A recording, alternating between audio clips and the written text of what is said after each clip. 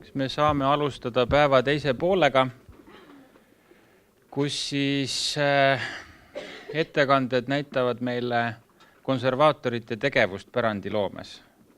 Ja esimene ettekanne tuleb siis Kunstimuuseumi poolt. Johanna Lamp kannab meile ette suurepärase seinamaali konserveerimise loo ja tausta ja siis teda resümeerivalt toetab Tiina Malgreem.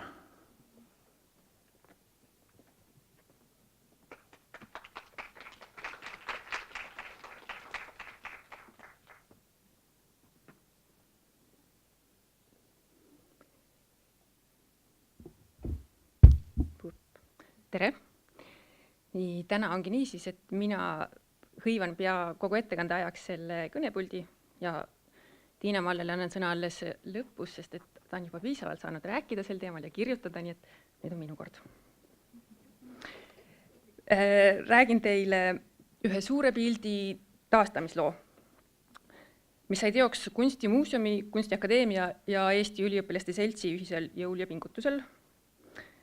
Ja selle koostöö tulemusena sai Eesti Vabariik 100. juubeliks tagasi enda sünnilugu kajastava ja põlistava kunstiteose. Ma alustuseks avan natuke maali tausta ja siis jõuan selle keeruka taastamisaktsiooni juurde ja Tiina teeb siis kokkuvõtte lõpus. 9. oktoobril 1938. aastal avati Tartus Eesti Üliõpilaste Seltsi hoones pidulikult see pildil näha olev kunstiteos, kokku ligi 10 meetrit lai ja 3 meetrit kõrge. Tegemist oli esimese Eesti kunstniku maalitud suuremõõdulise lõuendalusel seinapannooga. Maali tellijateks olid seltsi vilistlased ja kunstnikuks Alexander Bergman, kes alates 40. aasta sügisest kannab Vardi nime. Ja maal koosneb 3 osast, seal on kujutatud 3 tähtsamat hetke EÜS-i ja ühtlasi ka Eesti rahva ajaloos. Kõige vasakul pool on pilt nimega Kalevipoja õhtud. Ja need Kalevipoja õhtud olid sellised esimese põlve Eesti haritlaste kooskäimised, kus siis Jakob Hurda eestvedamisel toimusid arutelud eepose, rahvakultuuri ja folkloori teemadel. Ja esimene selle nimeline õhtu toimus 26. märtsil 1870. aastal ja seda kuupäeva peab EÜS oma asutamise kuupäevaks. Paremal pool servas on maal nimega Vabadussõtta minek, kus on kujutatud sümboolselt hetke, kus grupp EÜS-i liikmeid on minemas vabadussõtta. Siin ei ole tuvastatavaid nägusid, aga maal on inspireeritud sellest faktist, et 24. novembril 1918. aastal kogunenud seltsi erakorraline üldkoosolek tegi kõigile kaasvõitlejatele kohustuslikuks astuda rahvaväkke. Ja EÜS oligi esimene akadeemiline organisatsioon, kes kohustas oma liikmeid in corpore vabadussõtta minema. 13 seltsi liiget hukkus vabadussõjas ja nende mälestust hoiab seltsi majja paigutatud marmortahvel. Keskmine kõige suurem maal nimega lipu õnnistamine kujutab algul seltsi, hiljem Eesti lipuks saanud trikoloori õnnistamist 1884. aastal.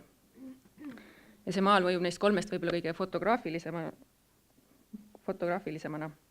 Ja sellepärast, et kunstnik on aluseks kasutanud ühte fotot, mida siis see seltskond tegi peale Otepääl lipu õnnistamist, mindi ühiselt Tartusse fotograafi juurde, et see pidulik hetk jäädvustada. Ja siis seda fotot ta kasutas maalil nägude maalimiseks ja sellepärast oli lihtsam ka selle puhul need näod ja nimed kokku viia. Et sellel lipu õnnistamisel osales tegelikult 24 meest. Fotole jõudis neist 23, sest kirikuõpetaja jäi Otepääle, aga maalil on ainult 15 neist kujutatud. Aga mis alusel see valik toimus, kes pildile talletatakse ja kes välja jäetakse, et kes oli otsustajaks, seda me ei tea. Maal jõudis olla seinal napid 1,5 aastat, sest pärast 40. aasta kommunistlikku riigipööret võeti see seinalt maha, kusjuures kunstnik ise oli abiks selle tegevuse juures. Maja läks Punaarmee kasutusse, maal rulliti kokku ja viidi koos muu EÜS-i vallasvaraga Eesti Rahva Muuseumisse. Täpselt me ei tea millal, aga mingil hetkel maal suuremas osas hävitati ja just need osad, millel olid selged viited Eesti riigile. need lõigati tükkideks ja säilinud on neist kokku 3 juhuslikku tükki. Aga 3. maal Kalevipoja õhtud, millel polnud rahvuslipu, aga oli eepos, mille levikut Nõukogude võim küll oma tagamõttega, aga siiski toetas, soosis, see jäi tervikuna alles. Ja siis 1950. aastatel alanud muuseumide reorganiseerimise käigus jõudsid pannoo säilinud osad Eesti Kunstimuuseumisse, kus nad 60. aastate poliitilise sula ajal võeti küll oma õige nimega arvele, aga pannoo restaureerimist või ammugi eksponeerimist ette mõistagi ei võetud. Ja pärast Eesti iseseisvumist küsis EÜS pannoo säilunud tükid koos oma muude varadega Kunstimuuseumist tagasi. Ja kuigi pinnas selleks oleks isegi soodne olnud, sest 90. alguses oli tugevate isamaaliste tunnete ja sinimustvalgete lippude lehvimise aeg ja Kalevipoega kujutav kunst oli väga populaarne, siis pannoo jäi tookord siiski avalikkuse ette tagasi toomata. Ja põhjus, miks ta jäi EÜS-i pööningule paremaid aegu ootama, oli muude kõrval eelkõige see, et puudus ühtne arusaam töö väärtusest. Osa vilistlasi ei olnud tööst kuigi heal arvamusel, sest tegemist oli pätsiaegse tellimuskunstiga, mille taga oli ka riigi propagandatalitusega seotud vilistlasi ja automaatselt arvati, et tegu ei saa olla hea kunstiga. Tellimuskunsti suhtutaksegi tihtipeale eelarvamusega, tekib kohe seos nõukogudeaegse propagandakunstiga. Aga see fakt iseenesest, et teos on tellitud ja kunstnikule on lubatud ja makstud raha selle eest, see ei välista ju tegelikult kõrget kunstilist taset. Et ka tellimustöö puhul on võimalik teha vahet hea ja halva kunsti vahel. Ma laenangi kultuuriloolase Enn Lillemetsa sõnu siin, öeldes, et lisaks tehnilisele teostusele on oluline ka vaimne ja sisuline kooskõla kunstniku laadi ja loomuga, kuivõrd on tellimus vastavuses kunstniku tahte ja sisemise äratundmisega. Ja selle kinnituseks, et tellimustöö ei välista kõrge kunstitaseme võimalust, ongi Enn Lillemetsa sõnul kõnes olev Vardi pannoo. Nii uuesti sattus see pannoo suurema tähelepanu keskmesse 2014. aastal seoses Eesti Kunstimuuseumi ja Tallinna Ülikooli ühise Eesti ajaloo pildi uurimisprojektiga, ja mille üheks väljundiks plaaniti näitust Kumus ja näituse ettevalmistuse käigus jõuti veendumusele, et ilma selle EÜS-i pannoota ei ole võimalik näitust teha. Seltsiga võeti ühendust, uuriti maali saatuse kohta ja võimaliku taastamise võimalusi. Ja nüüd lõi kampa ka Eesti Kunstiakadeemia konserveerimisosakond, sest et sellisel kujul säilinud maali taastamine tundus väga intrigeeriv ja põnev ülesanne. Ma selle taastamise jutu taustaks panen jooksma filmi. Ja kui vahepeal filmil kujutatud minu jutt ei ole päris sünkroonis, siis ärge pahandage, see ei olegi eesmärk iseenesest. Aga õigus. Siin peab veel andma tõuke. Ikka tegin valesti. Ei.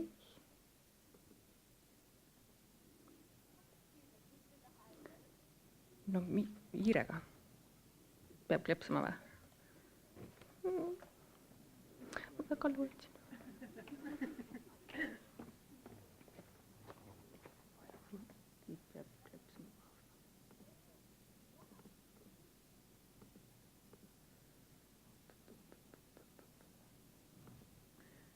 Sattuge kõik ärevusse järgmised ettekandjad, nii võib juhtuda teil ka.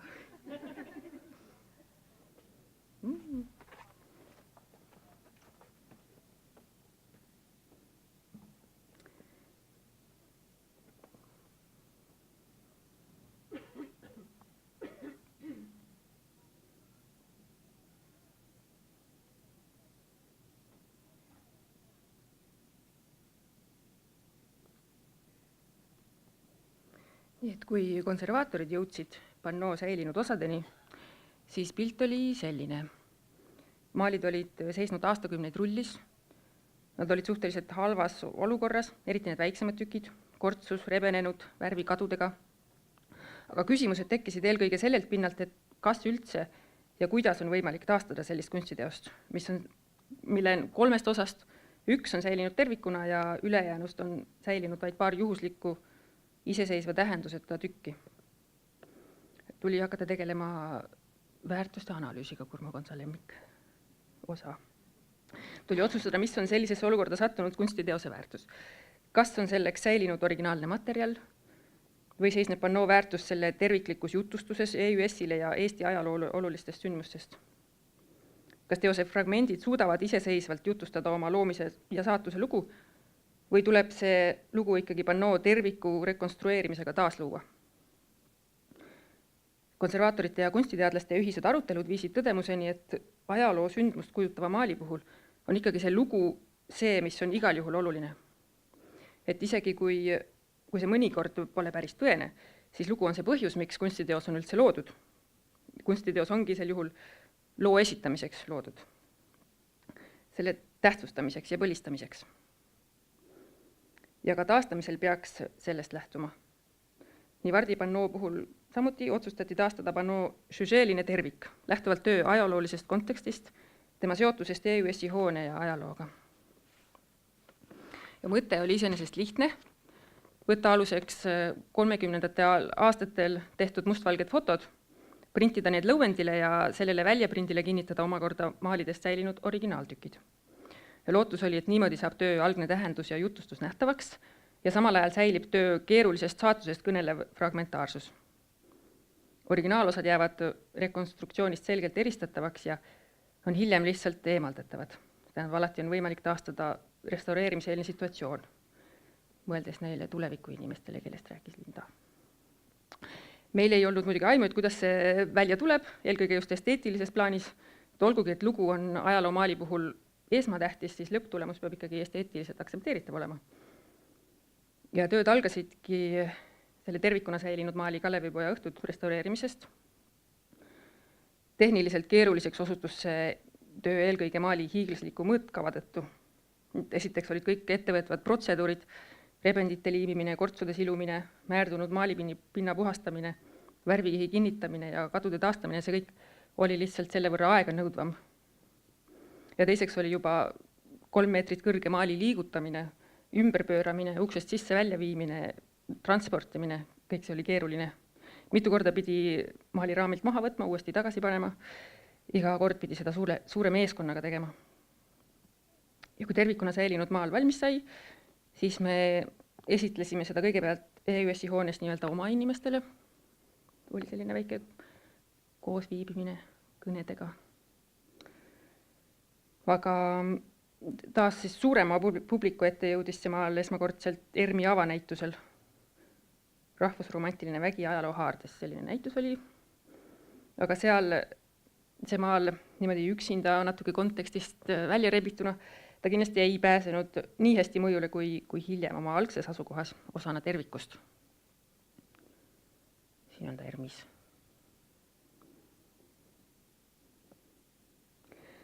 Aga võib-olla isegi ootamatult peaaegu kõige suuremaks väljakutseks osutus 2 hävitatud maali rekonstrueerimise aluseks võetud fotode töötlus.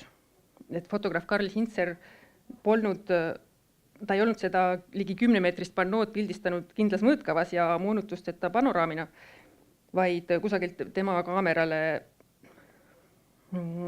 parameetritele sobivast punktist. Ja seetõttu foto ja säilinud maali fragmentide omavaheline nihe oli digifailide sobivasse mõõtkavasse töötlemise järel kohati ligi 5 sentimeetrit. Seega tuli moonutusi arvestades teha digiteeritud failidele geomeetrilised teisendused ja kõik see oli väga keeruline. Lõpptulemusena oli lõuendile prinditud väljatrüki viga võrreldes säilinud fragmentidega valdavalt vahemikus 2–5 millimeetrit ja see oli piisav rahuldava tulemuse saavutamiseks.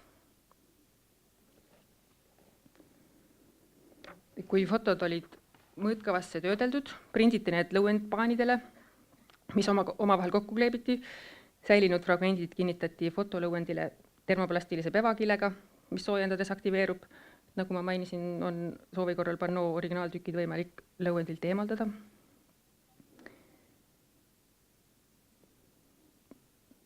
Ülevaatus EÜS-i liikmete poolt toimus vahepeal. Ja sellisel rekonstrueeritud kujul eksponeeriti pannood nagu plaanitud Kumu kunstimuuseumi näitusel ajalugu pildis, pilt ajaloos.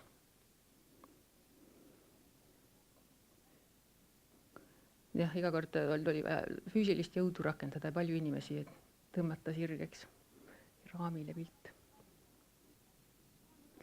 Aga kohe näeme teda seal Kumu seinal, kus samuti, kui keegi teist juhtus nägema Kumus, kindlasti on siin inimesi, kes seda nägid seal näitusel, siis tuleb öelda, et ta tõesti ta ei andnud seal edasi seda, mida praegu oma algses asukohas on võimalik kogeda tema seal EÜS-i hoones.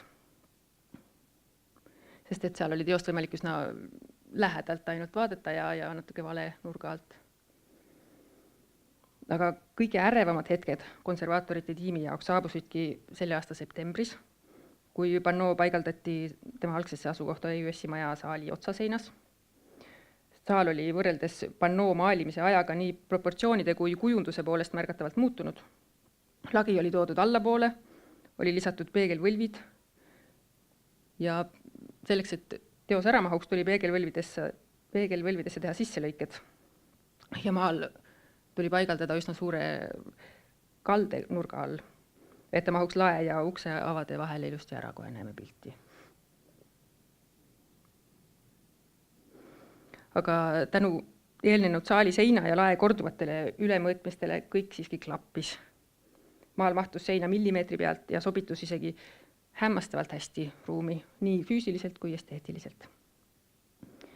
Ja 28. septembril toimuski pidulik Pannoo taas esitus koos kogu seda protsessi ja taustalugu kajastava raamatu esitlusega, millest raamatust ja räägib pikemalt Tiina Mall. Annagi sõna Tiina Mallele nüüd.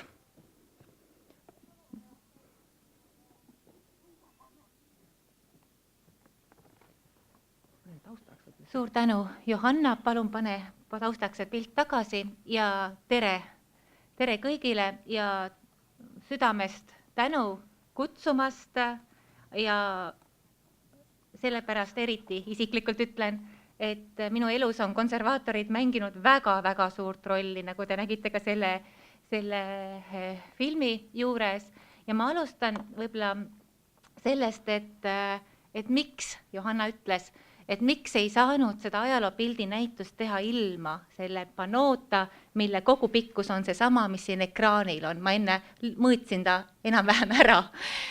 Et ei saanud sellepärast, et kui me Linda Kaljundiga hakkasime näitust tegema, siis üllatusime me, et ettekujutus sellest, et ajaloopilt on Eestis nõukogudeaegne pärand, ei vasta üldse tõele. Meil oli sellele arvamusele jõudmisele natukene juba kogemust, sest kui me alustasime 2013. aastal või tegime näituse Kadrioru kunstimuuseumis, kui kunstnik kohtus Kleioga, siis seda näitust ette valmistades, siis meile öeldi, et ka ajaloopilti pole üldse Eestis olemas, et see kõik on puha importkaup. Aga tegelikult see nii ei ole.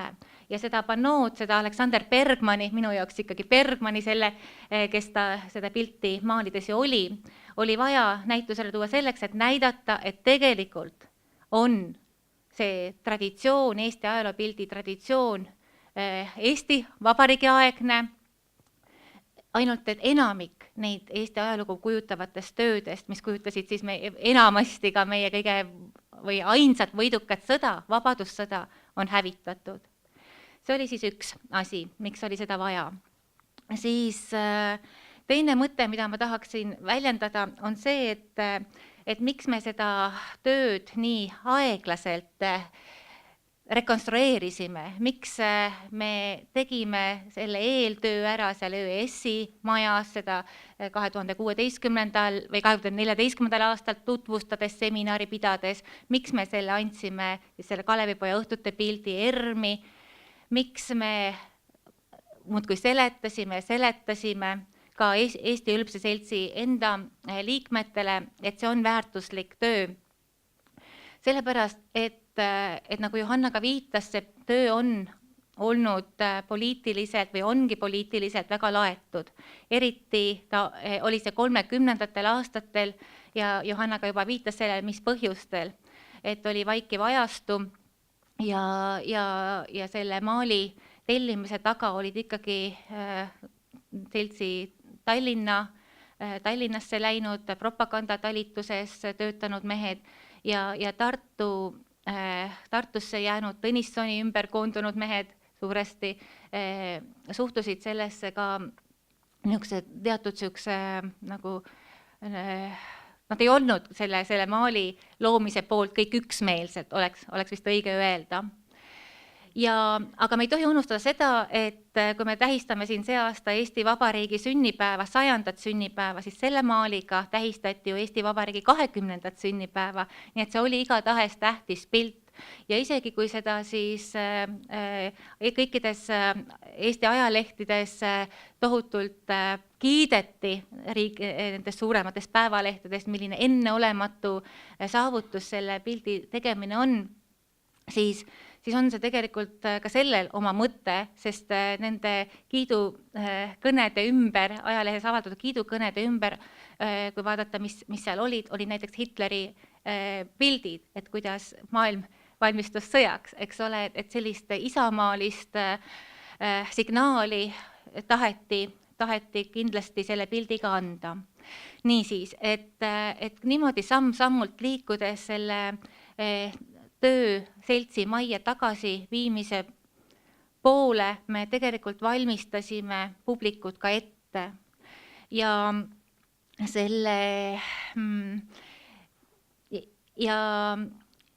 esimest korda, kui me see 2014 seltsis näitasime seda suuresti Johanna ja tema kaaslaste restaureeritud tööd, näitasime seda seal, siis üllatus oli suur, et täitsa hea töö, poleks arvanudki, aga enamik inimesi, kes arvas, et see on halb töö, ei olnud seda tööd ju kunagi ka näinud. Et me peame ka arvestama niisuguste momentidega. Siis ja tasapisi siis uudishimu ja suhtumine sellesse pilti muutus ja õnneks, ma ütleksin tõesti, tulid seltsi Toronto vilistlased, seltsi vilistlaste Toronto koondis tuli selle taastamise taha, toetas seda rahaliselt ja see sai võimalikuks.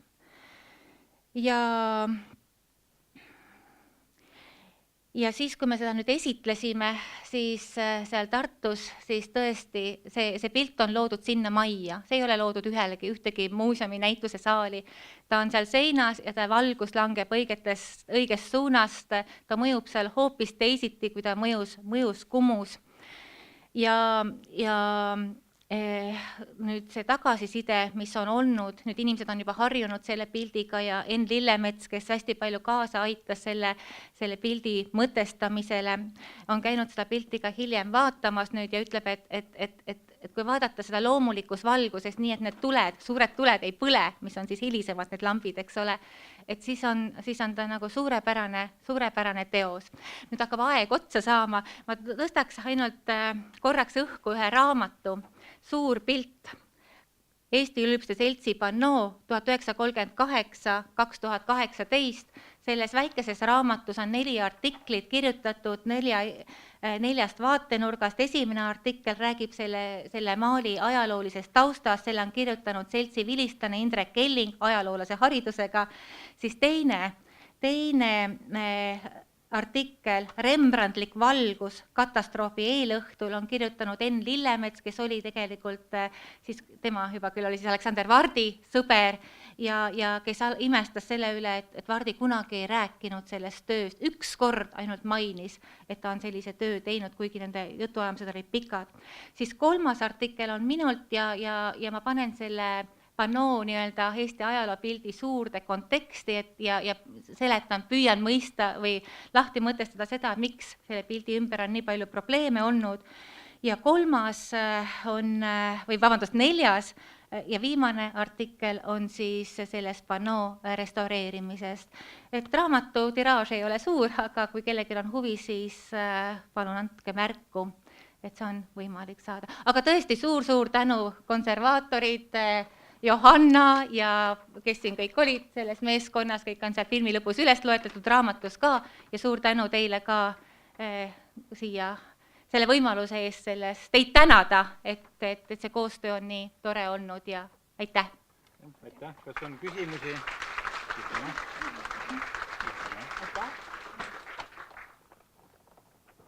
Et maitsvad lõunad on meil aja lõhki keeranud täiesti juba, aga et õnneks te olete nii tagasihoidlikud ja ei küsi väga palju. Et me saame jooksusammul edasi minna. Et siis järgmiseks ettekandeks tuleb meil Isabel Aaso-Zahradnikova ja Johanna Toom, kes räägivad meile imelisest killustatud maailmast, ehk siis nende suur kirg ja armastus on kivi ja seda nad meiega siis jagama hakkavad.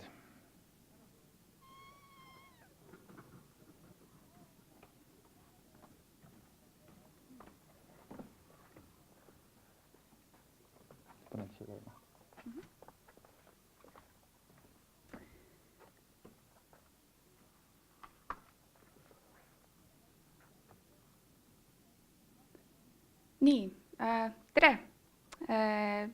Samuti soovime omalt poolt ka väga tänada selle võimaluse eest sellest killustatud maailmast täna siin rääkida.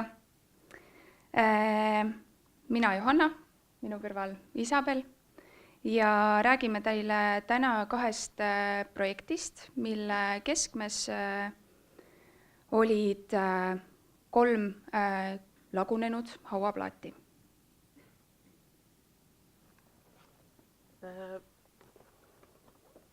Et alustame siis esimesest projektist, tegemist oli siis 2 tudengite projektiga ja see on päris pikk lugu olnud.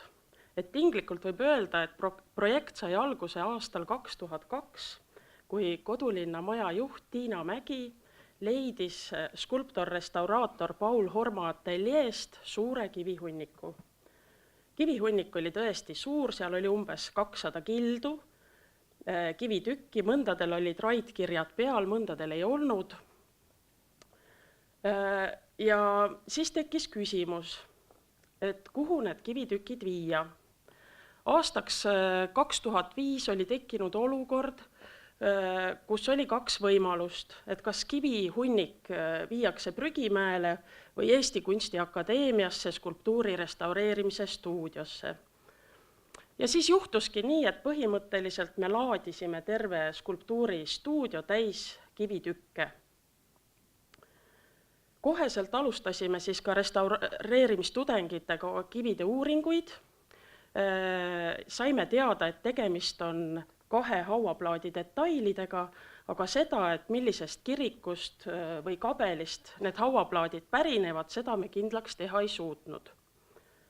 Nüüd aastal 2016 tuli meil appi õnnelik juhus, tõeline õnn, et me intervjueerisime kivirestauraator Rein Kauri ja tema rääkis meile tõeliselt põneva loo sellest, et aastal 1981 ilmus Sirbis artikkel, kus tehti maha, see tähendab kritiseeriti Niguliste kiriku kivide üleraiumist.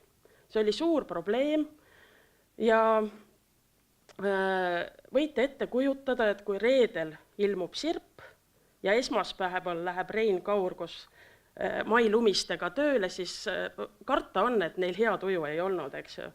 Et kogu nende elutöö oli nagu selle ühe artikliga maha tehtud. Ja asi läks veel hullemaks. Et ühesõnaga juhtus siis selline lugu, et kui nad hakkasid tööle, siis nad avastasid, et need 2 hauaplaati, mida nad olid siis mõned päevad varem pannud põrandale, et nad kokku pusletanud ja need kivitükid lihtsalt ootasid betoneerimist, olid kadunud. Kadunud olid 2 suurt hauaplaati, kus mitte midagi ei tea. Ja nüüd, mis nendest hauaplaaditükkidest edasi sai ja kas need on siis need hauaplaaditükid, mis leiti Horma ateljeest, sellest räägib nüüd kolleeg Johanna. Aitäh. Jah, meie siis kursuse koolikaaslastega hakkasime nendele tükkidele otsa vaatama. Väga loodan, et see läheb ka mängima. Ja. Kogu konserveerimisprotsessi suurim sekkumine nende kivitükkide puhul oligi puhastus. Esmalt kuivpuhastus, pintsli ja tolmu imejaga ja seejärel hambaharivesi. kogu moos. Et siin te näete parasjagu siis seda puhastusprotsessi. Ja kogu ettevalmistus toimus tol ajal veel EKA vanas väikses skulptuuristuudios, aga hakkama me seal saime. Projekti põhifookuses oli Kasper Goldbergi hauaplaat, mille tuvastas Merike Kurisoo Notbecki ja Neumanni Tallinna kunstiväärtuste raamatule tuginedes. Goldberg oli Suurgildi oldermann ja matmiskoha Niguliste kiriku kesklöövis omandas ta 1635. aastal. Rekonstrueerimisel või hauaplaatide kokkupusletamisel tuginesimegi suuresti nendele materjalidele ja see on siis Goldbergi hauaplaadi ainus illustratiivne või pildi osa, mis meil oli olemas. Ja siin on kujutatud siis Goldbergi ja tema naise vappe. Projekti teiseks staarobjektiks oli Bruun Warendropi hauaplaat, mille tuvastas vahetult enne meie näituse või eksponeerimise algust Anu Mänd, samuti Notbecki Neumanni raamatule tuginedes. Warendorp oli samuti Suurgildi liige, küll mitte nii positsioonikas, kuid siiski. Tegu oli arstiga, kes omandas selle hauaplaadi 1631. aastal. See on siis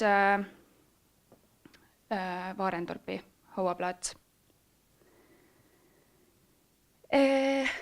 Unistada ju võib, seda tegime ka meie nende projektide vältel ja siin ongi mõningad sellised skemaatilised kujutised meie visioonidest, eksponeerimisideedest ja teie siis vasakul käel on selline natuke lihtsam võib-olla idee hauaplaadi eksponeerimisest sõjakahjustusena ja paremal siis asetamine tema endisele asukohale läbi klaasi, kuid alati kõikide eksponeerimisideede puhul oli ikkagi fookuses hauaplaadi säilitamine tükkidena ja väga oluline hauaplaadi lugu.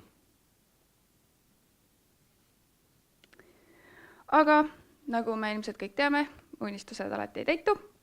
Nii ka meie puhul Nigulistes ja kuna projektide teostuseks oli meil täpselt 0 eurot, siis pidime lähenema loominguliselt. Õnneks meid ümbritsesid väga armsad abivalmid inimesed. Saime Kumust ühest projektist ülejäänud natukene punast värvi, mõningad plaadid ja euroalused, millega me siis selle situatsiooni lahendasime. Siin parasjagu minu kursuse õde Laura värvib sellesama punase värviga ühte plaati. Aga minu arust oli tulemus lausa suurepärane. Sellele samale punasele alusele siis hakkasimegi oma puslet laduma. Kivide kokkupaigutamiseks kasutasime neid samasid eelmainitud Notbecki Neumanni materjale ja jooniseid.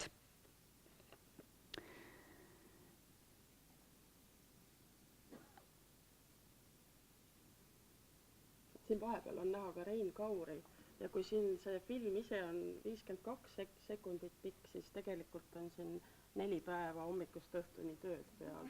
Ja kivitükid me siis, see film on tehtud siis nagu fotodena, lihtsalt fotod on kokku pandud. Ja reaalsus oli nii, et kui alguses läks loomulikult kõik väga libedalt ja lihtsalt, siis viimased 3 tükki, seal olid ikka tunde vahet, enne kui me leidsime selle õige koha. Et väga keeruline töö. Oli keeruline, aga tulemus minu arust oli väga tore.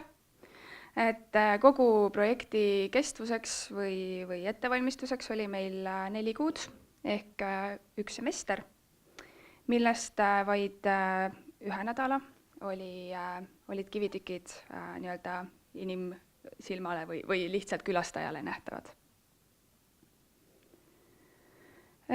Peale ekspositsiooni lõppu tükid numereeriti ja anti üle Eesti Kunstimuuseumi Niguliste fondile, kus nad seisavad praegugi.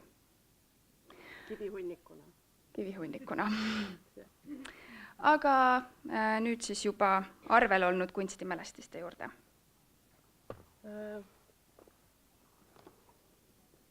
Selle aasta septembris käisime koos tudengitega Kadrinas tegemas suhteliselt sarnast projekti. Ja seal oli eesmärk natuke teistsugune, nagu isegi näete, et tegemist on ühe sammaldunud kivihunnikuga. Selle kivihunniku lugu on natukene teistsugune, nagu arvata võib. Et tegemist on vendade muikede hauaplaadiga, mis pärineb, nagu näete, 17. sajandi lõpust. Ja sellega tegemist on selle poolest nagu väärtusliku hauaplaadiga, et tegemist on talupoegade hauaplaadiga ja need talupojad olid siis maetud arvatavasti kirikusse.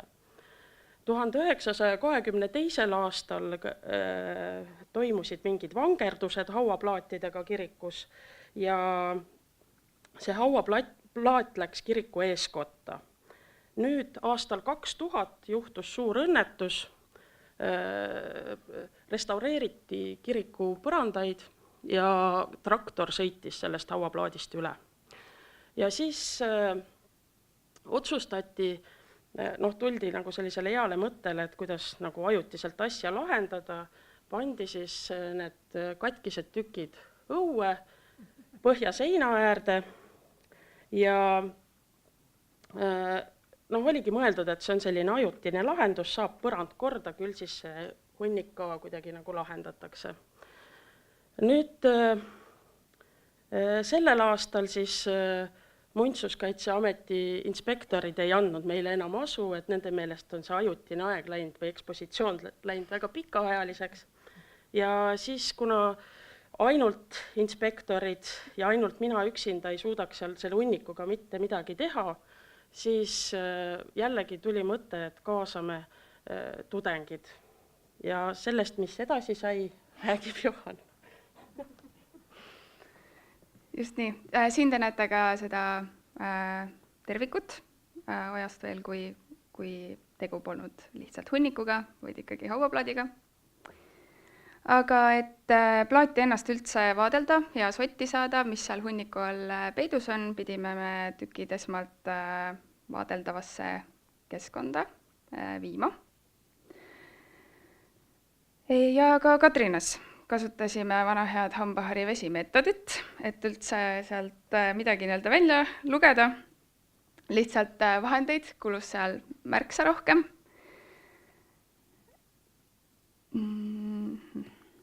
Ja ka Kadrina puhul me ei hoidnud ennast sugugi tagasi. Üritasime või lasimegi fantaasial lennata. Nüüd see vasakpoolne installatsioon siis. Kuna Kadrina kogudusele tunduvad justkui rippuvad asjad meeldivad, kui keegi on käinud Kadrina kirikus, siis nad teavad, et seal on keset kirikut üks tore pendel. Ja mõtlesime ka nende tükkide puhul, et miks mitte siis lahendada olukorda juba mugavas situatsioonis. Ja siis paremal käel on märksa realistlikum lahendus võib-olla, et kuna meil on fotomaterjal olemas, siis me mõtlesime, et võib-olla saaks natuke vardiprojektile midagi lähedast teha, et nii-öelda foto suures formaadis välja printida ja sinna peale tükid asetada. Aga jah, enim aega kulus taaskord pusletamisele ja kaardistamisele. Siin on näha üks nii-öelda kaardistatud osa hauaplaadist, kõrval on või paremal pool on siis see tükk ja vasakul pool on siis see kergelt markeeritud osa sellest, mis see nii-öelda pildil on.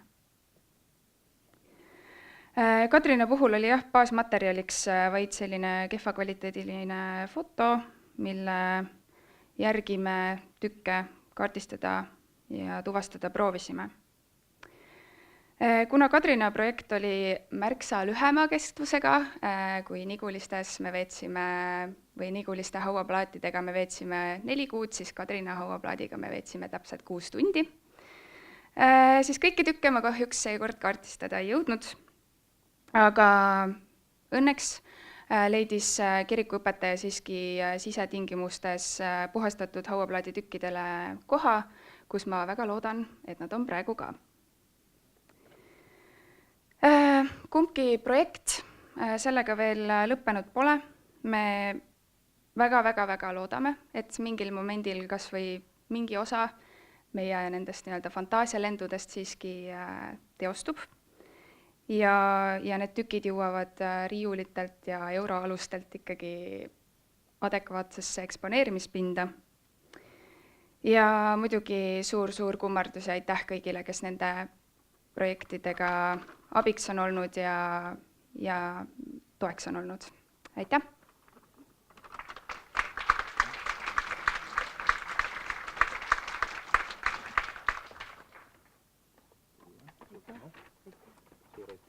Kas kellelgi on küsimusi kivilegode kohta? Ülevalt lehvitab. Vot see on selline väike mõtlemiskoht. Okei, ma tegelikult ei kiusa. See on esimene number, me paneme selle tagasi. 206 on Goldbergi hauaplaadi tükid, mille me kõik nii-öelda kokku võpustatasime ja kinkisime Nigulistele. 15 on Vaarendorpi hauaplaaditükid, mis olid siis säilinud, ja 75 Kadrina hauaplaaditükid. Ehk siis kokku me suutsime nii-öelda päästa ja hoida 296 tükki.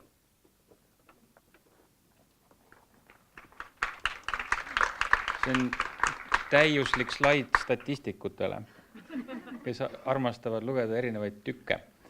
Aga siin oli kuldne näide, oli nüüd, kuidas mälestisest saab mälestus, aga kellegi mälestust on võimalik ka selliselt nii-öelda väärtustada ja hinnata, et see oli imeline ettekanne, aitäh. Ja järgmisena kutsume siis selle ahtakese puki juurde arhitektuuriajaloolase Robert Treufeldi ja siis EKA tudengi Frank Lukki, kes räägivad meile militaarmaailmast ja kunstist selles maailmas.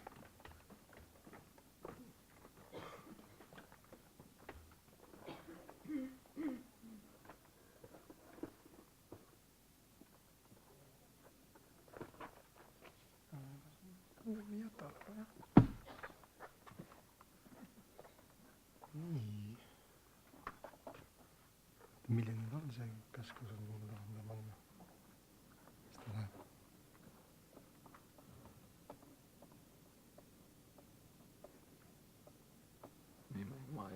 Kuule, aga millega läheb see nii-öelda esitlustan siit? Tehnika ja mina oleme sama suured sõbrad. Ma näen siin sellest. Aha. Nii, tere kõigile! Mina omalt poolt samamoodi tahaks tänada siis selle võimaluse eest, et saan neid mõtteid teiega jagada. Mina ja Frank, mina siis Robert ja Frank siinpool. Et kui eelmine ettekanne väga kenasti pani kildudest uue ilusa maailma kokku, siis ma kardan, meie esitame ainult kilde ja maailma esialgu veel kokku ei pane sellest midagi. Et on pilt, jah. Ma ei näe siit nurga alt, lihtsalt paistab, et pilti ennast pole. Et kunstist endast kõige üldises mõttes on raske rääkida siis nõukogude perioodi kunstist. Veel ehk seda enam, kuna tegu on ju tohutu ideoloogilise laenguga.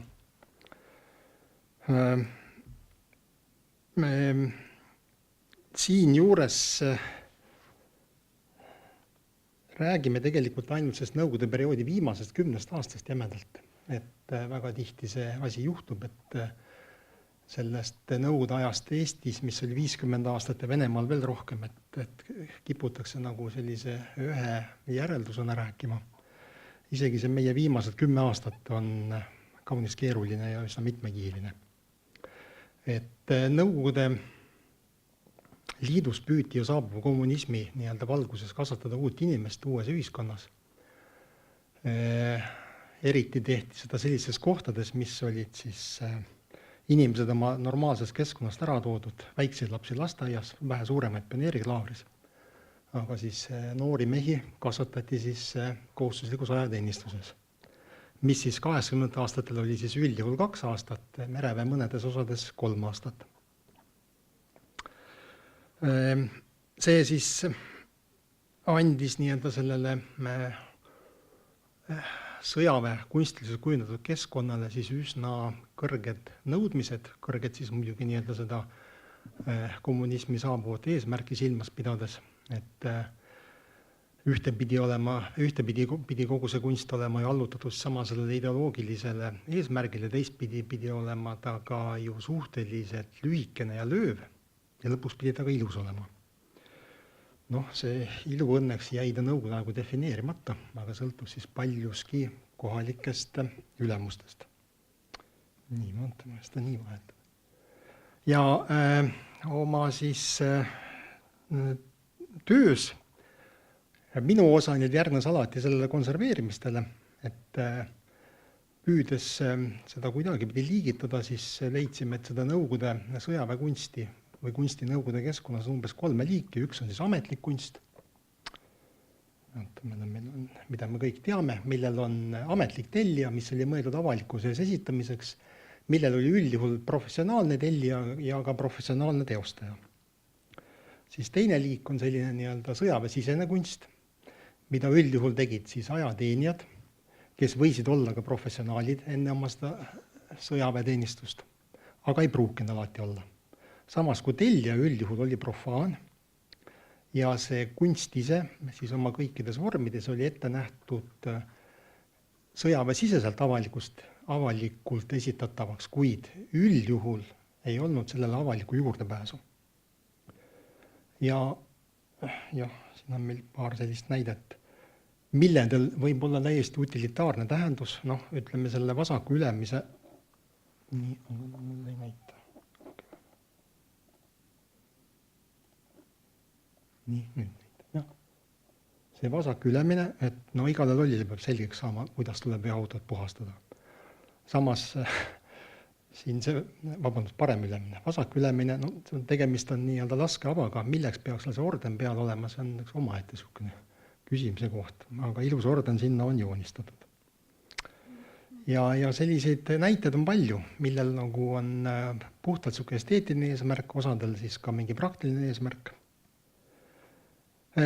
Ja 3. liik, mis jääb siinkohal lähemal käsitleta, see on siis nii-öelda sõjaväelaste siseste rühmituste siis nii-öelda mitteformaalsed kunstipraktikud. Igasugused õnnitluskaardid, tätoveeringud, mälestusalbumid ja paremal üleval siis ka eraldi näitena sellised nii-öelda vormirõivastuse siis mitteametlik disainimine. Et kui need kõik teised asjad olid ju ametlikud, mitte küll lubatud, aga mitte ka keelatud, kui oli sõduril tätoveering, mis siis ikka juhtus, siis need vormielementide disainimised olid ka nõukogude aegu väga karmilt karistatavad. See pilt ongi praegusest Venemaast. Ma arvan, et ka Venemaal on see asi karistatav, ei tea praegu täpselt. Aga jah, selliseid operetikindraleid, nagu näha, seal ikkagi jagub veel. Nii, tere.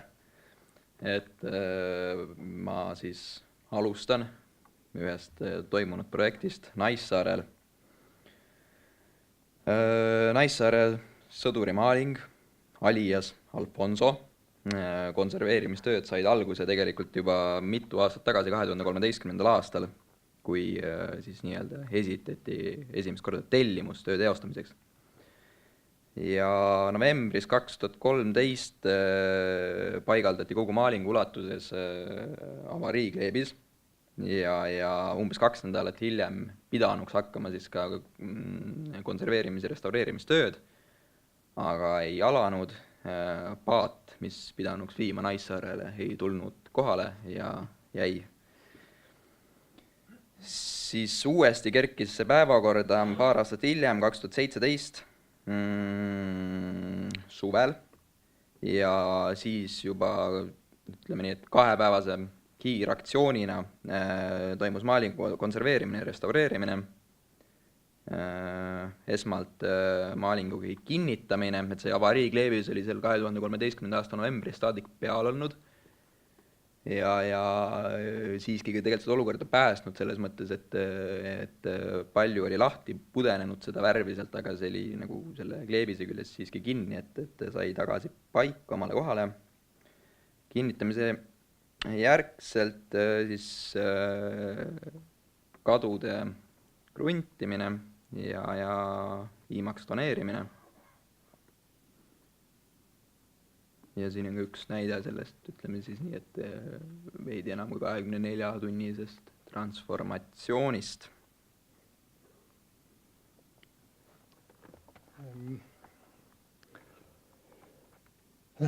Alfonso konserveeriti ära, aga Viimsi valla soovil sinna tegelikult taheti natukese juurde saada ka juttu. Ja Naissaar on tegelikult selles mõttes üsna märgiline koht Eestis, mille militaarpärandit jagub nii erinevate riikide pärandisse, nii erinevate aegade kui väeliikide pärandisse. Et siin on näited kõige varasemast kihist, see on siis praegu Lõunakülas, kus läheb sinna Tõnu Kaljuste ooperisse, tegelikult läheb sellest kohast mööda. Seda tasapisi ka puhastatakse võsast ja mingi hetk hakk võib seda aduma. See on siis, selle all on üks Rootsi ja lõpukihistus. Ja siis see praegune ilus viisnurkne bastionitega fort, mis seal näeb, see on siis Vene aja algusest umbes aastast 1730. See alumine on Briti sõjaväe kalmistu Krimmi sõjaajast 19. sajandi keskelt. Ja parempoolne suur pilt siin peal on lausa 3 kihistist. Siin selle betoon kuhja kõige all on üks Eesti Vabariigi nii-öelda suurtüki patarei nurgamõõtajaam. Siin see betoonkuhja ülemine osa on siis Saksa okupatsiooniaegne õhukaitse radari alus ja päris üleval on siis ka nõukogudeaegne piirivalve vaatetorn. Riikide loetelu jätkub. Näete, Prantsuse sõjaline pärand. See on siis Prantsuse sõjameeste kalmistu mälestusmärk Krimmi sõja ajast 19. sajandi keskelt. Siin vasakul all on siis nii Tsaari Venemaa lõpust kui ka Eesti Vabariigi algusest suurte ranniku suurtüki patareide ajastust. Ja paremal pool on siis Soome Vabariigi militaarpärand Eestis teise maailmasõja aastatest, soomlaste nii-öelda seirejaam Naissaarel. Nii et sellise riikide kaleidoskoobiga on Naissaar meil päris kindlasti Eestis esiseas. Kuskil mujal nii meeletut riikide valikut meil pakkuda ei ole.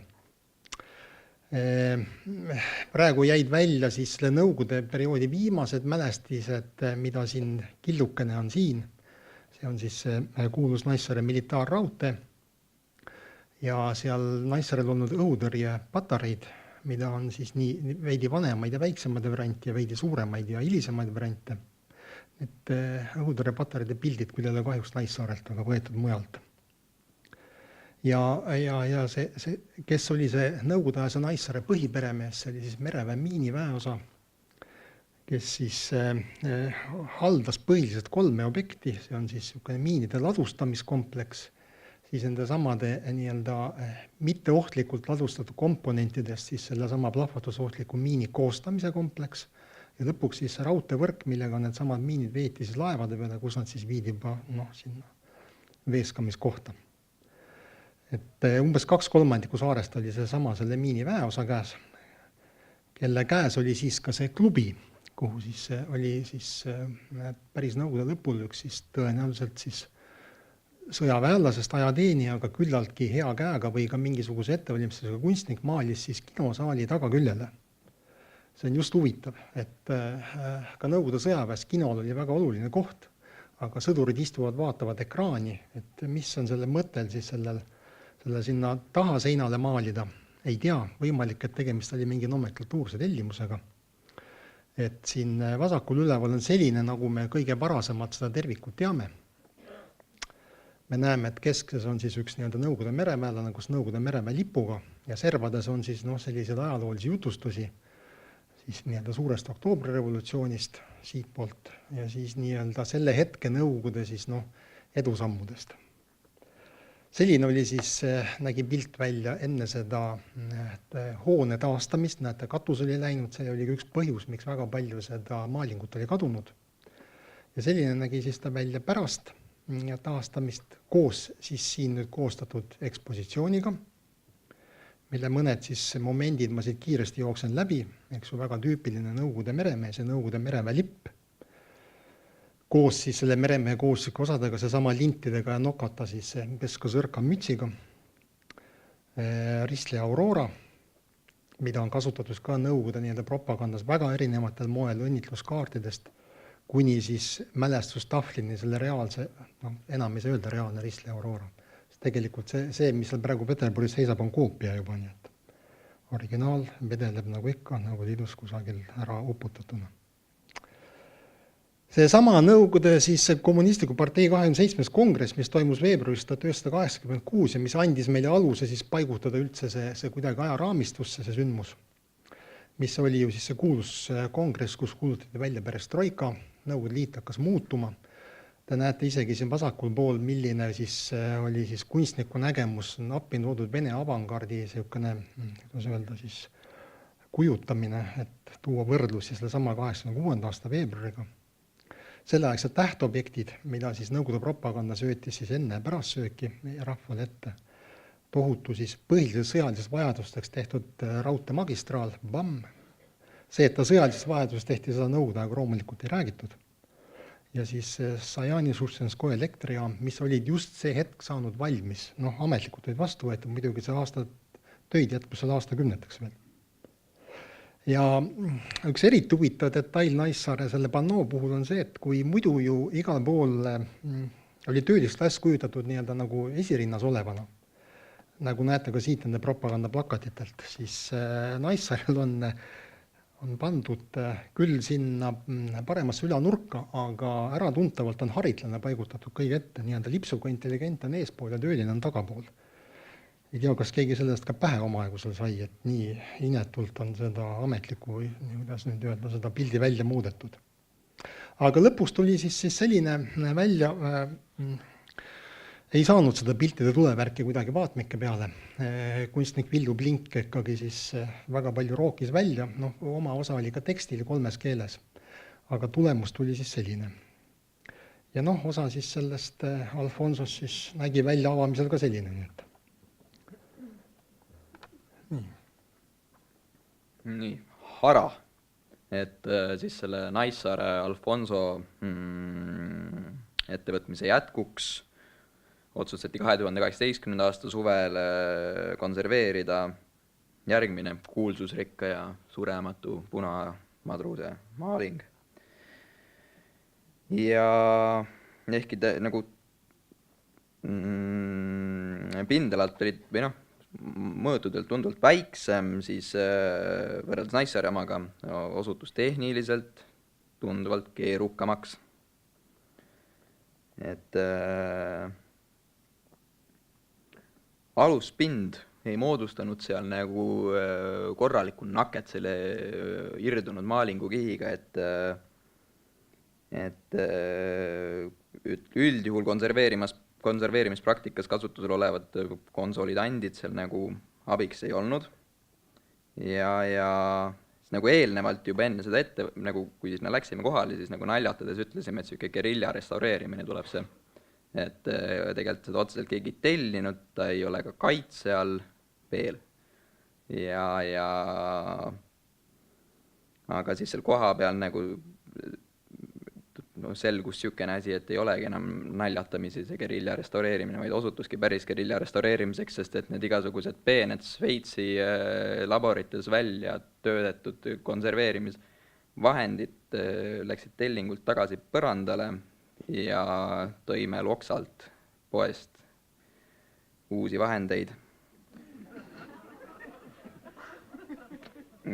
Moment Fix Express,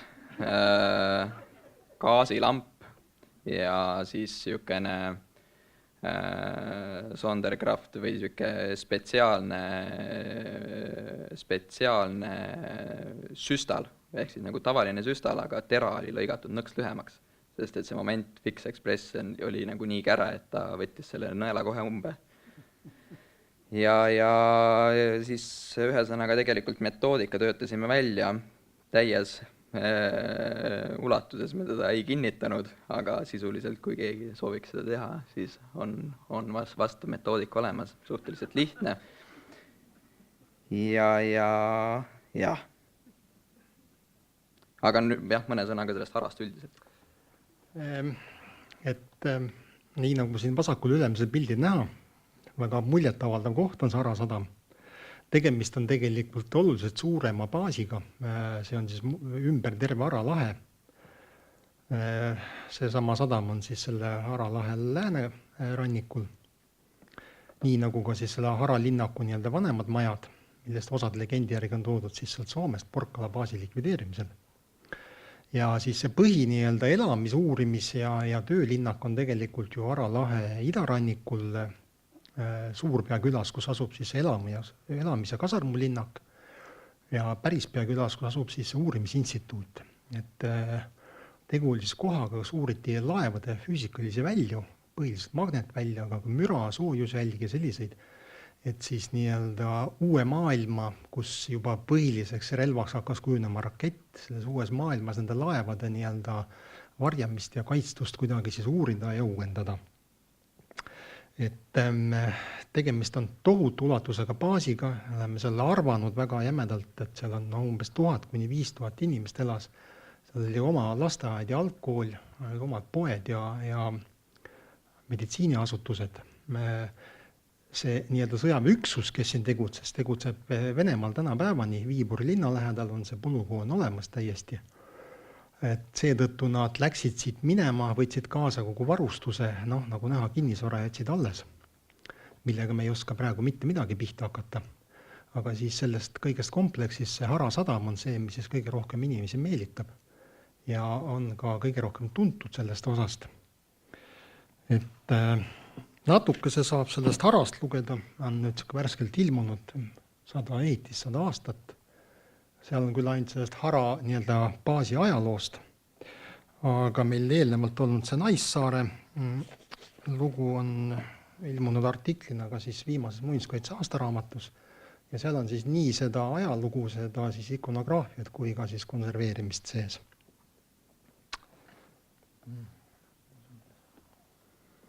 Et siis oletatavasti mõnes ajast sõjaväesisese kunsti näitest Eestis on tänaseni hinnanguliselt säilinud üldse mõnikümmend ja seisukord nendel on üldjuhul midagi sellist, nagu juba kahel käsitletul on. Ja konserveerimise ja restaureerimise seisukohalt tuleb kõikidel juhtudel tegelikult arvestada suhteliselt sellist keeruliselt ligipääsetavate asukohtadega, üleüldise logistikaga ja ka eelkõige just materjalidest ja siis nii-öelda tehnikatest tulenevate probleemide ja küsimustega, et kuidas ja mida ja mismoodi ja kas üldse midagi seal teha. Ja samamoodi nagu tuleb arvesse võtta ka seda üldist haavatavust, et seda kas või dokumenteerimise või mis tahes kaardistamise näol, et siin on üks näide Paldiski põhjalinnakust, kus siis enne selle kõige alumise pildi tegemist umbes 2 nädalat enne seda see lükati maha ühesõnaga kogu see ehitis ühest nende mosaiikidega, mis seal olid.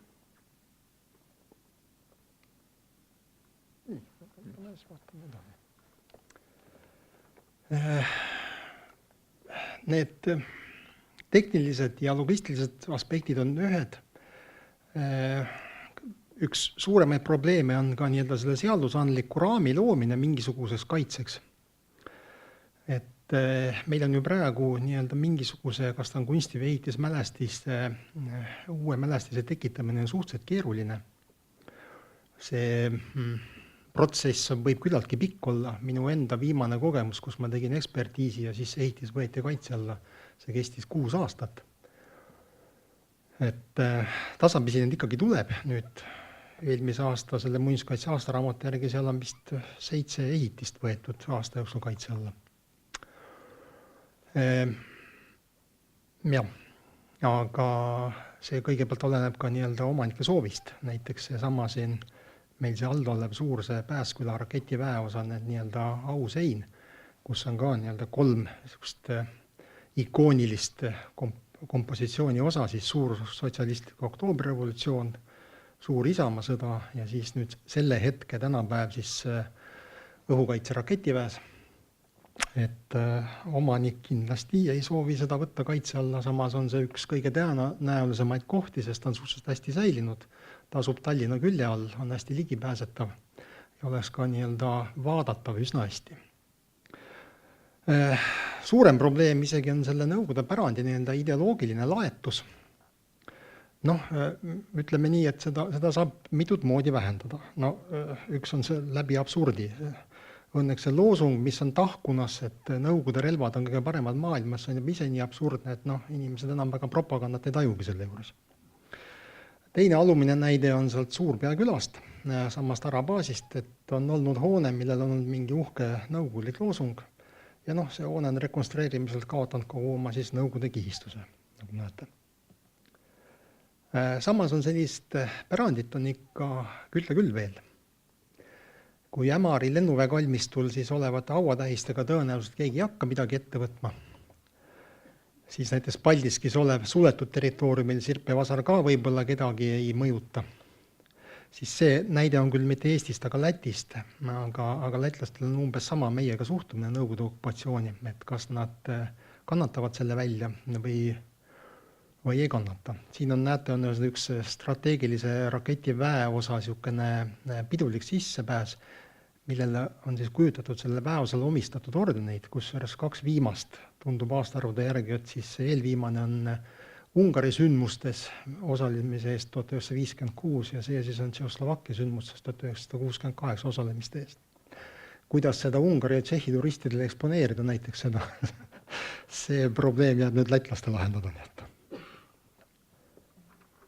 Nii et eelmisel aastal restaureeritud pannoo Rahvaste sõprus ei ole küll nüüd militaarkunsti näide, aga sisuliselt ideoloogia poolest oleks võinud midagi sellist olla ka kuskil mõne raketibaasi söökla seinal näiteks, aga tänane eksponeerimislahendus annab aimu just kaasnevast tugevat ideoloogilist sõnumit kandvat töö nii-öelda taagast ja võimekusest sellega tegeleda ja seda eksponeerida.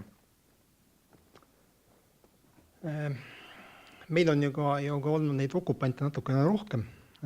Sakslased küll väga palju jõudnud teha, et need 2 ülemist on siin samas Maarjamäel olnud plaanid.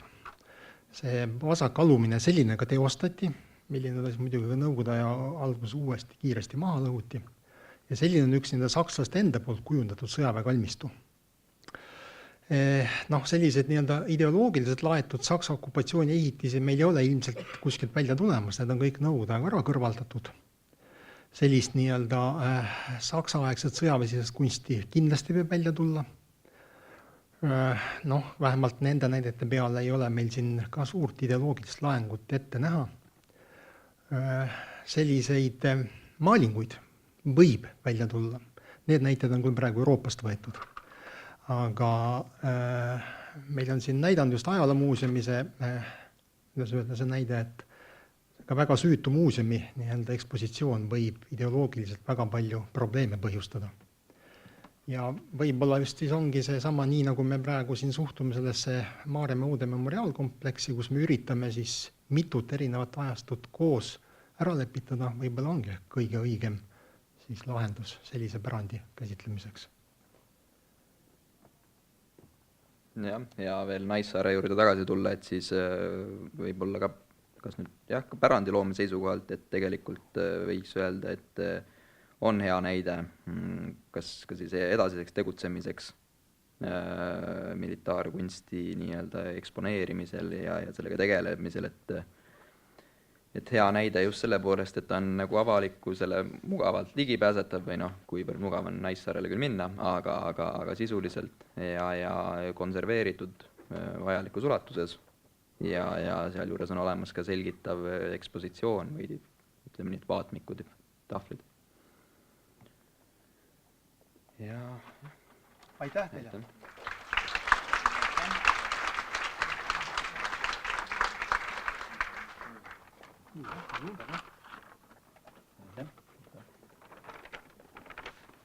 Kas siis tuleviku perspektiivis on salaja plaanis enamus neid maha jäetud korda teha vaikselt moment fiksiga ja no neid nii palju polegi. neid õnneks nii palju oli. See lähiajaloo mitte heroiseerimine, aga selle päästmise üritus on meenutanud mulle ühe suurepärase kolleegi kunagisi sõnu Muinsuskaitseametist, kes rääkis 80ndate seika, kus mingisuguse punase ürituse raames anti kõrgem käsk inventariseerida Tallinnas 100 Leninit. Ja siis agarad villastes seelikutes prouad jooksid kohe kiiresti inventeerima ja need andmed on kahjuks täna kõik kadunud, sellepärast et nii kui maailm muutus jälle sinimust valgeks, siis need arhiivid ju visati kõik ära suure kiiruga. Ja kõige markantsem Lenini kirjeldus oli ühes tehnikakooli aulas, kus oli Lenini rinnapüst ja siis olid tudengid ehitanud käepärastest vahenditest sinna telliskivist sellise ilusa postamendi ja see sai nimeks Lenin korstnas. Et täna oleks teda väga põnev niimoodi näha ja vaadata, et milline see välja nägi. Aga järgmisena kutsume finiši nootide raames, meil hakkab meie suurepärane päev läbi saama. Kutsume viimasena siia uuesti Tiina Malgreemi, kes on barokse puunikerdaja Akkermanni üks spetsialiste meil Eestis ja siis kroonimata digitaalkuninga Andres Ueni. No, panen teile sellega. Vahetan silti. Kristjan Akkermann, kui ma oleksin võlur, siis, ja mitte kunstiajaloolane, siis ma võluksin siia Hilka Hiopi, kes praegu kahjuks ei ole Eestis, aga kes on olnud seotud kõigi nende projektidega, mida me siin täna teises sessioonis oleme näidanud ja tõesti, kes on olnud nagu uskumatu mootor mu meelest ja ideede genereerija ja aeg on nüüd napp ja ma pean siis alustama sellega, et vabandage, et teil peate leppima minuga ja ma pean põhjendama seda, et miks selline provotseeriv pealkiri, et kes tundis Kristjan Akkermanni enne tema nimelist uurimis- ja konserveerimisprojekti. Kes tundis? Kas keegi julge? Kas näitate? Kas tõstate käe? Ma arvasin, et palju rohkem on neid inimesi, ma tahtsin öelda järgmise lausena jaa, aga maailmas on palju rohkem inimesi. Ja kellele me oleme seda Kristjan Akkermanni nii-öelda tuttavaks teinud ja tema loomingut lähemale toonud ja ütlen kohe ära, et see tema looming on ideoloogiliselt täiesti laadimata. See on 320-300 aastat vana. Ja tema loomingu probleem on selles, et seda eriti ei teata, et ta on unustatud. Ja nüüd, kus me oleme ühendanud jõud Eesti Kunstimuuseum on ühendanud jõud Eesti Kunstiakadeemiaga, kes tegelikult kannabki palju olulisemat rolli selles projektis kui Kunstimuuseum ja Eesti Evangeelse Luterliku Kirikuga, siis oleme me pannud kokku sellise tõesti interdistsiplinaarse uurimisprojekti, kuhu on kaasatud väga-väga palju erinevaid institutsioone, Tartu Ülikooli inimesi, reaalteadlasi, siis näiteks Maksu- ja Tolliamet, siis mitmed muuseumid, mitmed kirikud ja nii edasi. Ma ei hakka neid ette lugema, vaid teen nüüd sellise kiirlennu üle selle projekti, mis algas aastal 2016 ja mille eesmärk siis oligi äratada unustuse hõlmast Kristjan Akkermann ja uurida tema loomingut, mida mina kunagi 20 aasta eest vaatasin teatribinokliga ja ainult nii-öelda skulptuuriajaloo vaatenurgast, uurida seda nüüd kõikvõimalike vahenditega, kõikvõimalikel meetodil, kõikvõimalikest vaatenurkadest. ja tuua ta siis nii-öelda kultuurimällu tagasi. Kes see Kristjan Akkermann oli? No lühidalt, ma siiski pean vist ütlema, et ta oli Königsbergist, tänapäevaga Leningradist pärit puunikerdaja sell, kellest sai Eesti esiskulptor, esimene vaba meister, kes murdis ennast lahti tsunftisüsteemist, kes tegi kõik tolleaegse tähtsamad puunikerduskunsti tellimused ja mis need kõige tähtsamad asjad olid, need ei olnud mitte kellegi kapid ega voodid ega toolid, lauad, vaid need olid loomulikult kirikutesse tellitud altarid, kantslid, sest ilma kirikuta ei saanud keegi elada ja need altarid ja kantslid kui kõige pühamad, kõige väärtuslikumad, kõige uhkemad objektid tellis aadel kirikusse ja Akkermann lahkus alllinnast, Toompeale elas seal, temale tulid sealt siis kõige suuremad tellimused ja tal on umbes 20 objekti, mida uurida ja kõige tähtsam neist on kahtlemata see Tallinna Toomkiriku omaaegse kuningliku rüütelkonna peakiriku altarisein, mis valmis 1696. aastal. See projekt sai alguse 2016. aastal ja selle avalöögiks sai sellise uhke musta tellingu ehitamine koostöös Kunstiakadeemia sisearhitektuuri tudengitega, professor Hannes Praksi juhtimisel, kellele Hilka Hiiop sellest altarist rääkis ja kes tuli oma tudengitega sinna appi.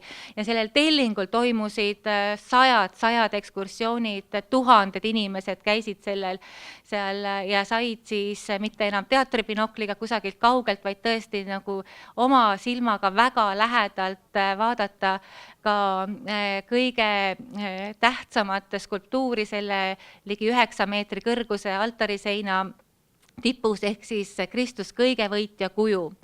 Siis sellel tellingul viidi läbi mitmesuguseid uuringuid, näiteks seda, et Akkermanni kujud olid algselt seal Toomkirikus kullatud ja polükroomiaga kaetud, me teadsime, aga seda, et need kujud ka naeratasid, et neil on maalitud näkku selline Mona Lisalik naeratus, seda me ei teadnud.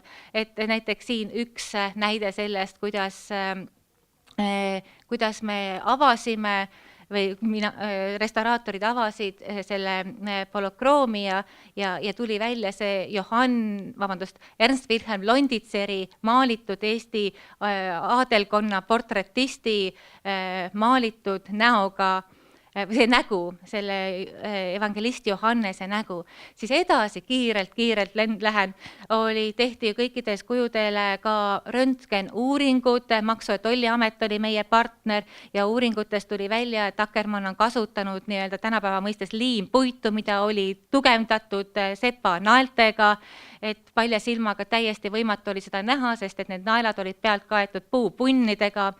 Siis kõige selle uurimustöö kõrval kogu aeg käis selline rääkimine, tutvustamine, uuringute populariseerimine, materjali mõtestamine. Siin te näete ühte pilti nendest Akkermanni kujude röntgenvõtetest valminud lampidest, mis on siis Maksu- Tolliameti saalis üles pandud ja mida aeg-ajalt te näete ka ilmselt aktuaalses kaameras, kui on juttu Maksu- ja Tolliametist. Siis need lambid mõtles välja mitte nüüd Ernst Wilhelm Londitser, vaid Peeter Laurits, fotokunstnik, kes inspireerus samuti sellest materjalist ja kutsus kokku veel neli fotograafi, tippfotograafi ja korraldas Toomkiriku tornis sellise Akkermannile pühendatud näituse. Edasi Tallinnast läksime me Martnasse, igal pool kohtusime inimestega. Martnas kõik Martna lapsed käisid seal meie ekskursioonidel, said osaleda töötubades. Kõige väiksem meie külal ekskursant on olnud 3-aastane, üks laps puudus sel päeval lasteaias, tema tuli järgmine päev vanaemaga seda Akkermanni, oma kiriku Akkermanni vaatama. selle meistritööd, siis edasi muidugi uuringud, et kõik need Akkermanni tööd on ju muudetud, ümber ehitatud, üle värvitud ja seda, mida me ei leidnud Toompealt, leidsime me näiteks sealt Martnalt, nimelt Kristus kõigevõitja kuju küljelt selle maalitud verejälje, millega selle odaotsaga löödud haava, et täiesti juhuslikult. Siis tagasi jälle Tallinnasse, Rootsi Mihkli kiriku baptisteeriumit on peetud Akkermanni tööks, kahtlesin selles aastal 1999 ja nüüd olen kindel tänu sellele Akkermanni meeskonnale, et see ei ole isegi mitte noore Akkermanni töö. Siin on pandud kõrvuti Kristus Salvator Mundi kujud, et näidata seda stiili muudatust siis, või muutust, erinevust. Siin oleme jõudnud Karusele ja Lihula Karuse kirikusse, kuhu tõime ära ka Lihula kiriku kantsli skulptuurid. Siin võib-olla märkus selle kohta, et see Akkermanni kujud on nii kvaliteetselt tehtud, nii hea vormiga, et neid on kasutatud isegi neogooti kantslis ära Lihulas näiteks. No siin mõned meeleolukad pildid sellest, mis toimus ja iga kord, kui me uurisime ja asjast kohalikele kogukondadele rääkisime, me loomulikult ka puhastasime need kujud ära. Siin te näete Hilka Hiopit, kes tõi sellelt kantsli kõlarastalt alla 2 ämbritäit mustust. Ja mis me leidsime, et Sten Karling, Eesti barokk skulptuuri ajaloo põhiuurija, väidab, et Karuse kiriku altari sein on ka Akkermanni kujud, Akkermanni tehtud, aga tegelikult need, mis on altari seina peal, need kujud pärinevad hoopis kantsli kõlaräästa tipust, et selle saime ka ära proovida seal. Siis Türi, jällegi ümber ehitatud altari sein. Siin tuli välja, et Risti ja Johannesel on 2 küünarnukki ja see tuleb sellest, et Johannes on saanud endale Kristus kõigevõitja käed. Et niisuguseid asju ei saa mitte kunagi teha fotode abil, vaid neid asjad tuleb ikkagi ise oma silmaga üle vaadata ja pikalt ja mitme silmapaariga vaadata, et seda siis teada saada. Et selles mõttes rida selliseid uusi teadmisi meil tuli.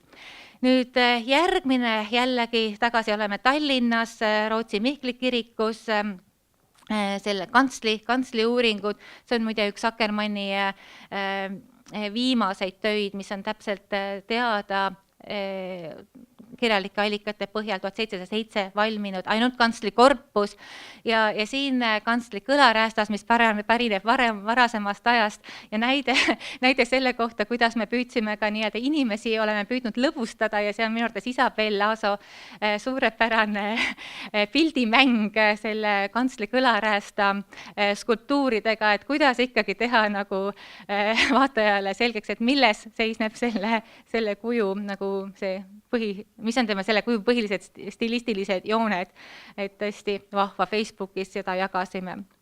Nüüd siis siin Akkermanni tehtud kantsli jalg on varem restaureeritud, on teada, et ta on olnud polükroomne, muide seda taheti müüa maha ju, või see toodi kunstimuuseumisse ekspertiisi, kui Amandus Adamsoni töö ja Linda Lainvoo oli selles aktsioonis osaline, et see töö kirikusse või see kuju kirikusse tagasi jõudis. Aitäh, Linda, muideks oled siin veel. Ja seda kuju on varem restaureeritud, aga me leidsime siit veel neid polükroomia jälgi ja tänu sellele röntgenile veel ühe kuuli selle Moosese rinnast, mis on seal teisest maailmasõja ajast. Hageris oli ka väga põnev töö ja Hageris me võrdlesime Akkermanni kujusid selle altari seina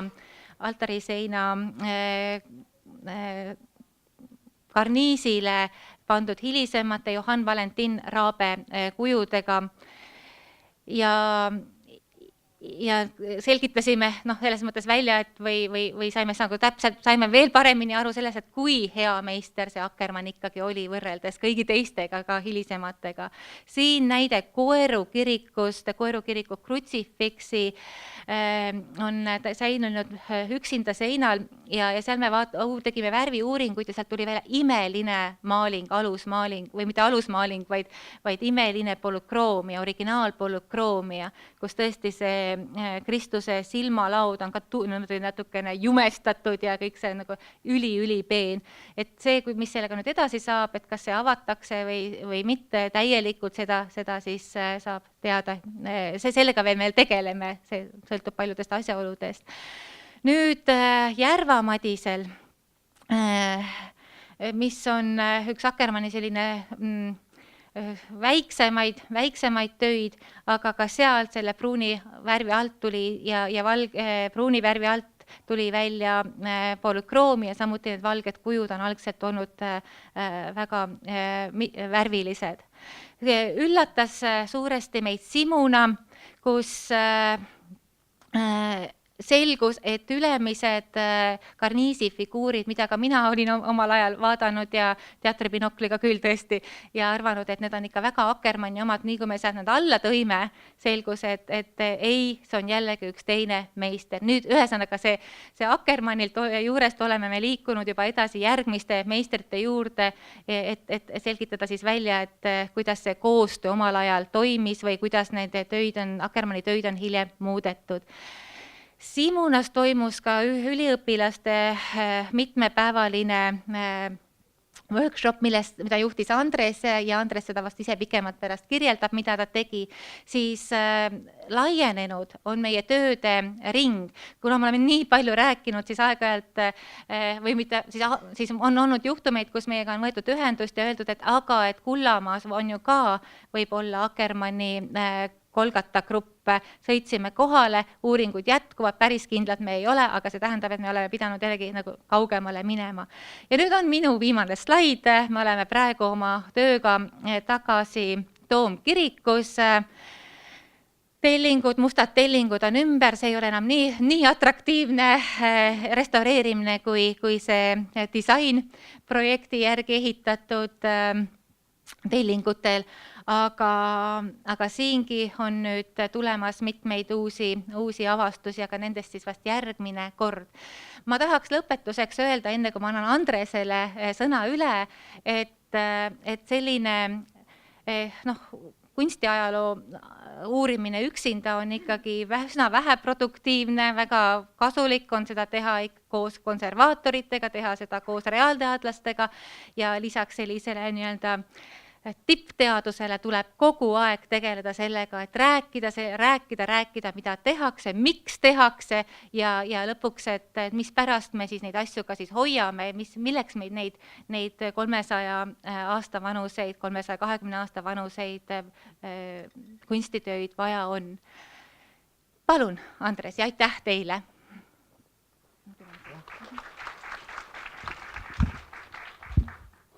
Tere ka minu poolt! Et teades nüüd, kust tulevad kaneelisaiad ja teades, kui fotogeeniline on Koeru krutsifiks, natukene valgustan, milliseid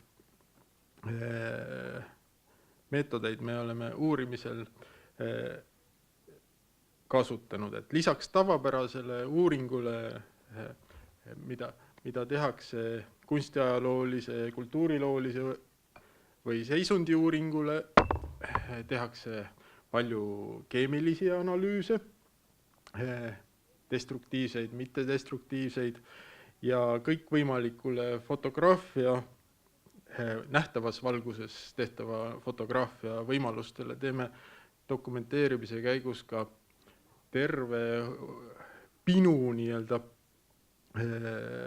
selliseid töid, mida siis oleme nii-öelda ära jaotanud, et on multispektraalfotograafia, röntgen, omaette teemana fotogrammeetria, paaril juhul ka 3D skaneerimine ja siis RTI fotograafia ja näiteks kõik need samad teemad olid ka meil Simunas 3,5 päeva jooksul põhimõtteliselt andsime poole aasta kursuse. et noh, see oli väga nii-öelda väljakutse, aga põnev just näiteks selle sama Simuna puhul on just see, et kohalik elanikkond, nähes, et autod sõidavad ja mingi virvarr käib, hakkab nii-öelda sisse imbuma ja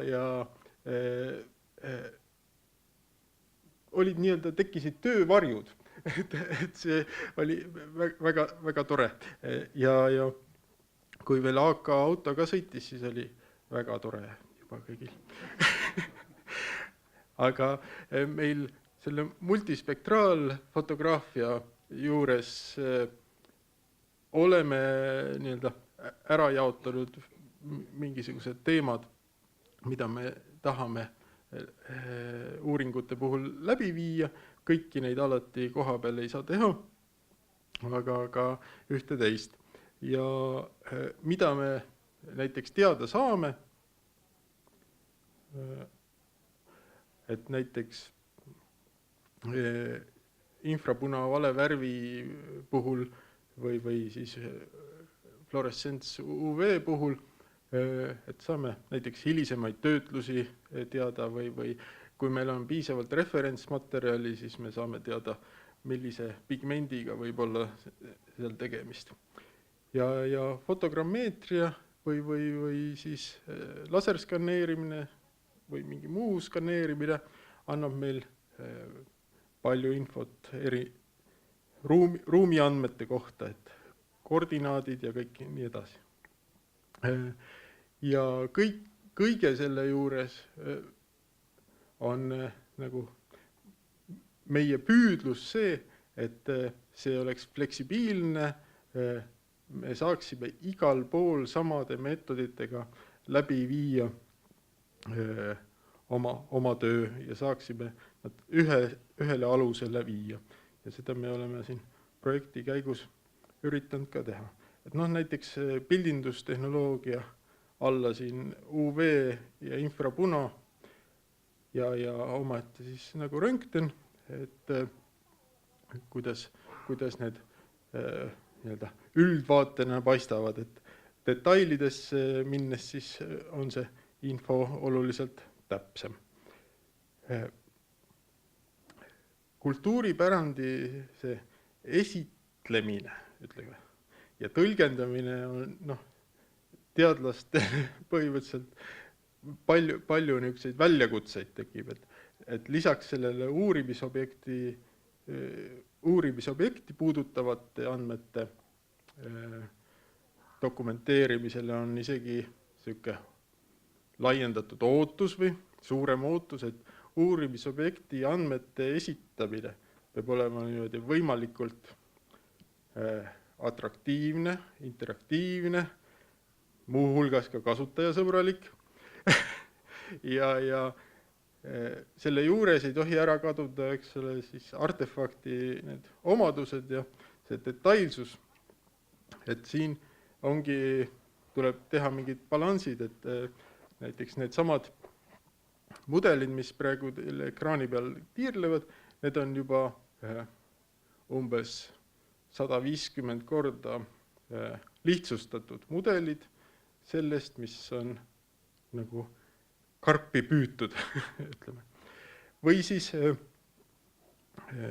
näituseks, et kui reaalselt toimuva projekti baasil on nagu tutvustav töö kohalikule elanikkonnale ja muidugi ka niimoodi laiemale avalikkusele tähtis, siis igasugune lisahariduslik teema on isegi minule eneselt vaatepunktist nii-öelda kõige olulisem. Et näiteks siin, kui tavapäraselt mõõdistamine ja erinevate tehnoloogiate tutvustamine võtab siin tõesti pool aastat aega, siis see Simuna oli üks kõige intensiivseimaid õppetsükleid, mida mõõdistusvaldkonnas teinud olen. Aga tudengid olid väga tublid ja sihikindlad ja isegi konvertisime mõne kunstiajaloolase ümber.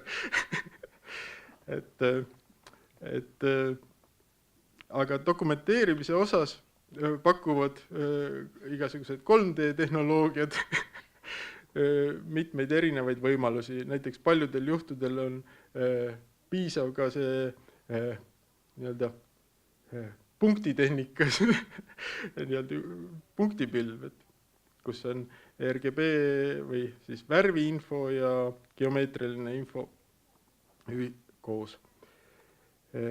Siis igasugune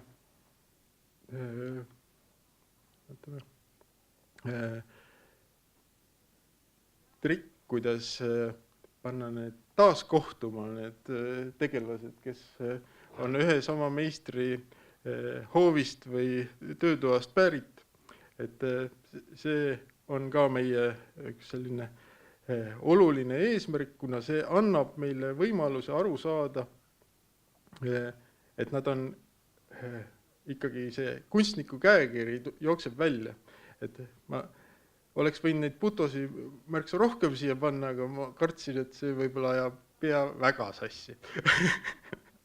Aga idees neil on kõigil väga sarnased näojooned, profiilid ja 3D mudelite puhul on võimalik ka nii-öelda geomeetrilist analüüsi teha ja see on teinekord väga kasulik. Uuringu tulemused, sealhulgas, et need instrumentaalanalüüsid on olnud oluliseks allikaks võimalikele virtuaalsetele rekonstruktsioonidele, et siin on nii-öelda 3D mudelile seda võimalik panna ja on võimalik nii-öelda niisama Photoshopis seal nikerdada. Ja see koht, kuhu me oleme kõik selle kogunud, on Akkermann.ee ja täna just vaatasin värsket statsi, et ilma Hiina ja Vene robotiteta on 3000 unikaalset külastajat jooksva aasta jooksul ja huvitaval kombel, kuna see materjal on nagu väga mahukas, siis nutiajastul on juhtunud selline asi, et on 90% desktop kasutajaid. Et kuidagi. et need inimesed ja eriti just näiteks koeru, Simuna, Martna külastamise järel on see külastuse hüpe nagu kasvanud väga palju. Et ma arvan, et meile rohkem aega ei olnud. Aitäh!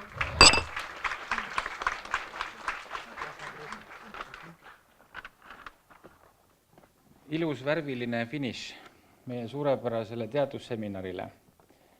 Ma arvan, et see seltskond, kes siin saalis on kõige kompetentsem seltskond säilimise ja säilitamise umbsõlme lahti arutamiseks. Ja aitäh, et te tulite, osad juba kiirustavad ära. Et nüüd siis Marik tahab 1,5 sõna öelda, talle ikka anname aega, on ju. Ja päevakorralduslikult siis nüüd algavad suurepärased ekskursioonid, kes ennast kuhu kirja pani ja siis kell 6 läheb buss ülikooli linna Tartusse. Aitäh, et te olete olemas ja tulite.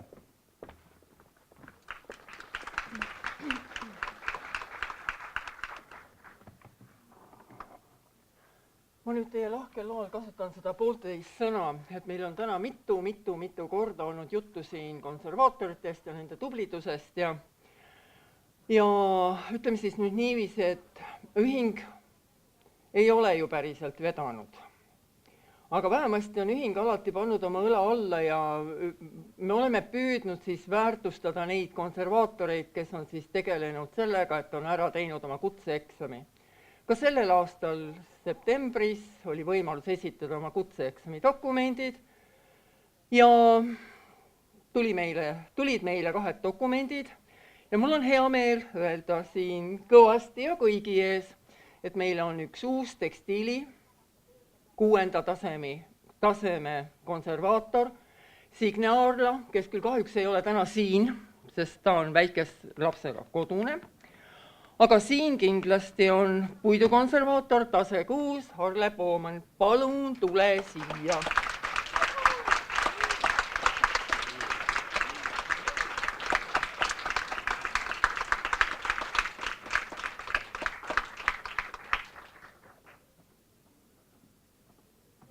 Et mul on see eriti hea meel veel ülemusena sulle tunnistus anda. Aitäh ja ole tubli.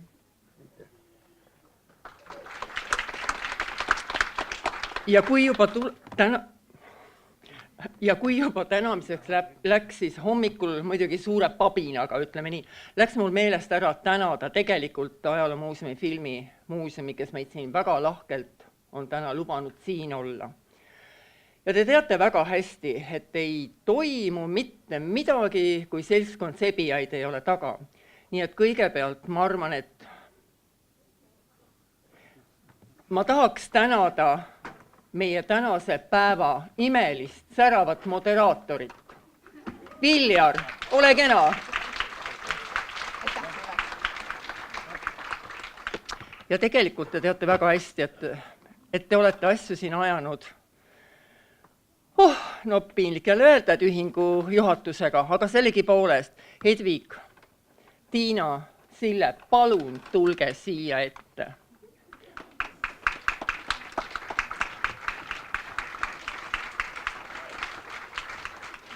Nii, ja tänuks teile teie töö.